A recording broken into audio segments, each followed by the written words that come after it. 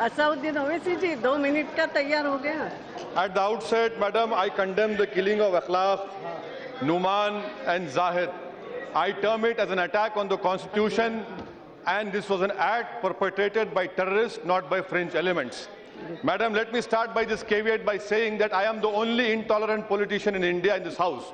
The rest are paragon of virtue, beacon of free speech and upholders of justice. What we have seen over here is that we have two political power centers. One calls Muslims and Dalits as puppies and dogs. The other throws crumbs at us and tells us to wag the tail. My concern over here is that why is it that after 68 years of independence,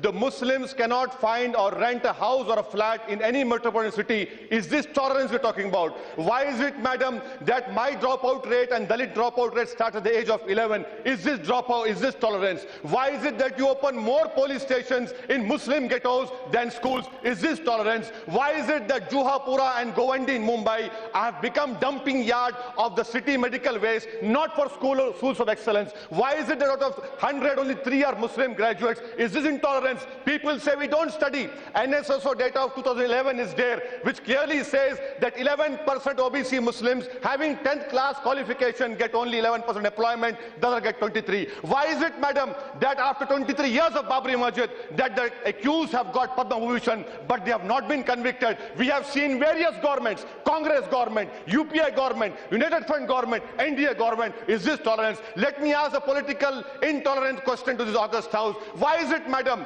that when I oppose the BJP, I am called an anti-nationalist, I am called a Jinnah in making? When I oppose the secular parties, I am called communal. Why is it that this country is saying that if you be with the secular party, you are secular. If you oppose the BJP, you come anti-national. How is it that these two political parties have appropriated the right of nationalism and secularism? I condemn their right. I continue to be intolerant because that is my democratic right. I want to know, how is it that political intolerance, when in 10 years imprisonment is given in Haryana for cow slaughter, Congress supports it? But I am intolerant. I am a communal. How is it that Tripura governor says on October 19 that free speech and tolerance can be celebrated if Muslims eat pork in the middle? Is this intolerance we're talking about? Madam Speaker, let me conclude by asking this very inconvenient, intolerant question to the government, that to the government and to the August represent parties over here. Why is it that this is happening? Why have you taken my right to dissent? Why cannot I give a speech in Karnataka? Why cannot I give a speech in Uttar Pradesh? And why is it that 22% of Muslims are in jail under trials? West Bengal 49%. Maharashtra 29%, UP 29%. Is this tolerance? Madam, I conclude by telling the government, the Home Minister asked for recommendations, suggestions. My suggestion to the Honorable Home Minister is, your pride was hurt when a wrong allegation was made. I commend you for showing your pride. But you see, for 69 years I have been called a Pakistani. What about my pride? Would you rise up and protect my pride? Would you rise up and protect my integrity? My suggestion to the Honorable Home Minister is, amend the NHRC Act.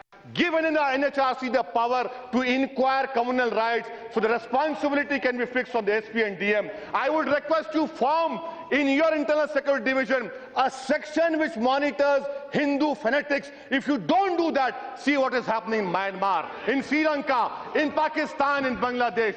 We require stability. The third step, form an Equal Opportunities Commission. Fifth step, give constitutional status to NCM. And a request to all the House, you talk about ISIS and Wahhabism. Remember, ISIS is an evil ideology. You cannot break us down into Wahhabism, Sufism. You have to take the whole Muslim community, which right now the whole Islamic world is condemning ISIS. Remember one thing, that ISIS can be defeated by cerebral debate. This is what needs to be happen. Madam, I conclude my speech by quoting a शेर of Faiz said, तुझको कितनों का लहू चाहिए अर्ज़े वतन जो तेरे अर्ज़े बेरंग को गुलनार करे, कितने आहों से तेरा कलेजा ठंडा होगा, कितने आंसुओं से तेरे सहराओं को गुलजार करे. Thank you, madam.